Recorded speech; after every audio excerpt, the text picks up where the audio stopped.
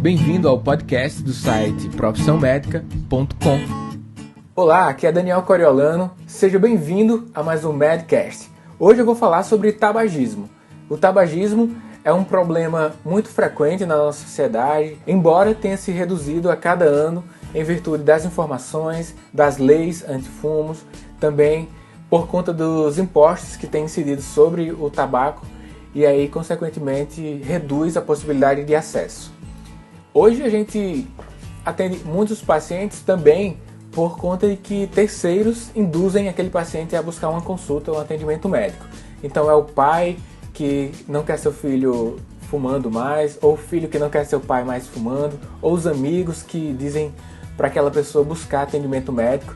Enfim, por diversos motivos as pessoas chegam até nós na atenção primária à saúde para parar de fumar. E a gente tem que estar preparado para conduzir bem aquele paciente, ter informações baseadas em evidências para implementar uma terapêutica adequada. A maioria dos pacientes que chegam até os nossos consultórios, eles fumam o cigarro comum, tabaco, através do cigarro comum.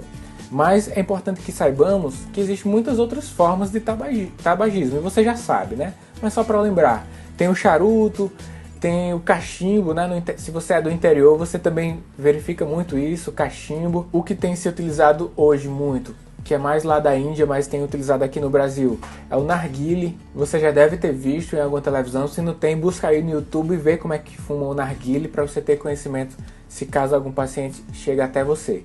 Alguns pacientes utilizam aquele cigarro forte, né, que ele faz o próprio fumo, e também tem o estilo rapé. O rapé é o pó do tabaco onde as pessoas cheiram. Talvez você não tenha visto ainda, mas existe, principalmente no interior do país. Então, hoje no mundo, estima-se que 1,3 bilhão de pessoas tenham o hábito de fumar. E no Brasil, existe um estudo que é o Vigitel. Todo ano, os profissionais do Ministério da Saúde ligam para as pessoas e eles perguntam, entre várias informações, se a pessoa fuma ou não. E para que você tenha uma ideia, esse estudo de em 2004, verificou-se que 15,7% da população fumava. E o estudo mais recente, de 2014, as pessoas que atenderam ao telefone disseram que 10,8% fumavam. Então teve uma redução considerável. Estima-se que desde 1990 tenha se reduzido 35% do tabagismo no Brasil, devido a várias variáveis, né? Impostos, leis antifumo, etc. E a maior informação das pessoas. A gente tem 50 doenças relacionadas ao uso dos cigarros, né? Que é a DRT, doença relacionada ao tabaco, ou tabagismo. A gente tem mais de 50. A neoplasia, por exemplo, as neoplasias são 5 vezes mais frequentes em quem fuma. DPOC, que é a doença pulmonar obstrutiva crônica, além de maior predisposição, facilidade de ter infecções respiratórias. Podemos citar aqui também as repercussões ecológicas, né, do plantio do tabaco, também as repercussões socioeconômicas, que diminuem o poder de compra daquelas pessoas que gastam muito com o cigarro.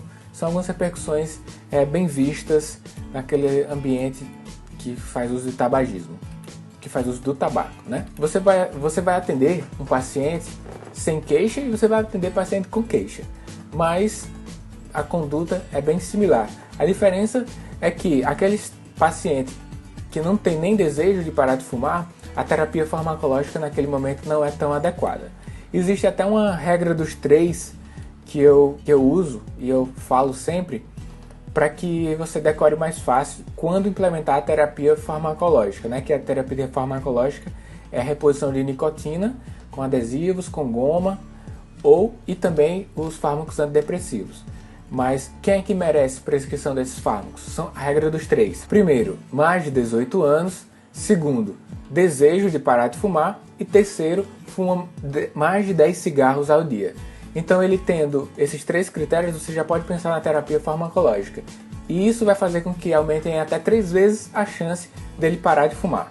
Hoje no mercado a gente tem disponível para prescrever o adesivo de nicotina das doses de 21, 14 e 7 mg e a goma e a pastilha de 2 e 4 mg.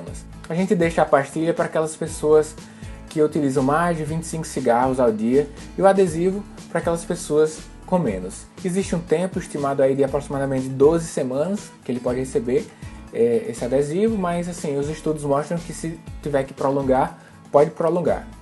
Quanto aos fármacos antidepressivos, por exemplo, o que se utiliza mais, que é a bupropiona, você também utiliza por aproximadamente 12 semanas. São duas opções terapêuticas para você. Lembrando que você pode utilizar o questionário de terapia para ver se o paciente tem dependência de nicotina, que é o questionário de Fungeston. São 6 perguntas e aí você pode, a cada consulta, marcar e ver qual é o estágio que ele está de dependência. É interessante também anotar e ter sempre ali nos seus registros das informações o desejo do paciente. Se ele está no estágio de contemplação, de pré-contemplação, onde ele não tem o desejo de parar de fumar nos próximos 6 meses, ou de contemplação, que ele já quer parar de fumar nos próximos 6 meses. Se ele está no estágio mais avançado, de ação mesmo, ou naquele estágio de manutenção, quando já parou de fumar, mas tem a chance de recaída. Geralmente, para se parar de fumar, o indivíduo tentou de 3 a 4 vezes, isso é o que diz as estatísticas. E você também pode solicitar exames complementares em uma primeira consulta, se você tiver algum achado no exame físico, na anamnese. Pode solicitar uma radiografia se tiver disponibilidade, uma vez que as neoplasias são mais comuns, principalmente do pulmão, né? Mas pode ser de bexiga, de boca, laringe. Você pode solicitar também um metabólico do tabaco, da nicotina, que é a cotinina urinária, salival, sérica. Você tem também o CO2 expirado, que é um parâmetro que avalia a monoxometria do paciente, avalia quanto ppm, né, partes por milhão de monóxido de carbono ele tem retido, que aí estima o consumo nas últimas 12 horas. Isso são ferramentas que você pode usar como exame complementar. Aquele paciente que você atende e é tabagista, logicamente você precisa dedicar algumas sessões de consulta com ele. Os estudos apontam que sessões de 80 minutos são mais eficazes e pelo menos 4 sessões, 4 consultas. A equipe multidisciplinar é muito importante, então a enfermeira, o psicólogo da equipe vai ajudar bastante. As consultas em grupos também são eficazes e você tem muito o que fazer para que seu paciente abandone o hábito. Você pode informar para ele a cada consulta dos malefícios do cigarro, dos benefícios que o abandono pode trazer para ele. Essas são as dicas gerais sobre o tabagismo que eu queria compartilhar com você hoje. Se você quiser ter acesso a um curso completo sobre tabagismo, eu postei lá no site profissionmedica.com, que esse podcast é nosso patrocinador. Então, anotou tudo essas dicas? Se não anotou, volta o podcast, faz as anotações, são dicas preciosas para que você utilize ainda hoje no seu próximo paciente.